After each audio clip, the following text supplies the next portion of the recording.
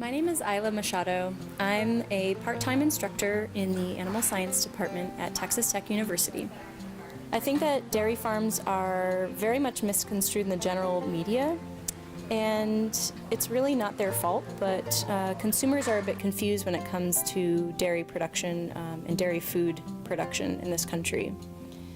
Really, less than probably 2% of the U.S. population at this point are involved with agriculture at all.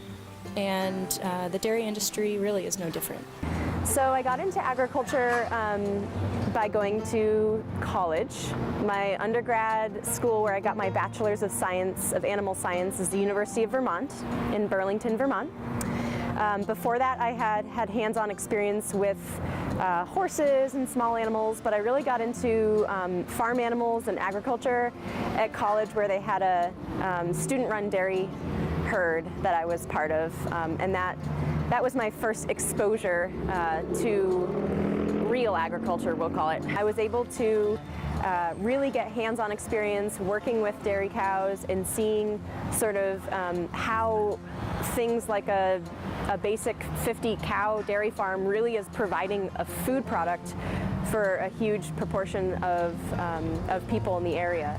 So it was a really nice, I found that it was a really nice combination of sort of animal stewardship, but also public health, and being able to be a liaison between farms and people consuming food that animals produce. I'm excited because I love the topic. I think that there's a hole here in the curriculum that's at least starting to be filled. And importantly, there's a really large and booming and growing dairy industry just outside of this area in West Texas.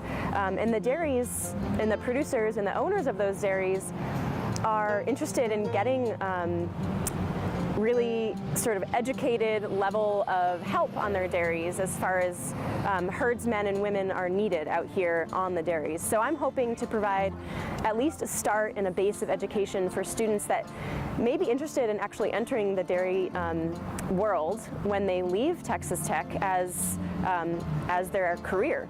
My other job here in Lubbock is working at the Lubbock Animal Shelter.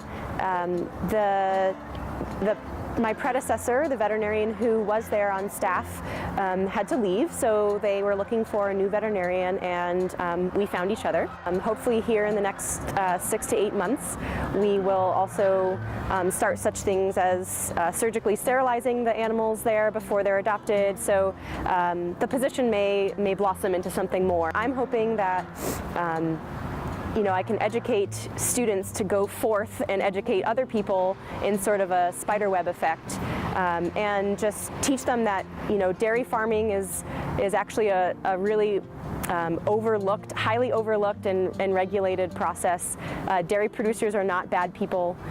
They're out there to make a safe, healthy food product for millions of people.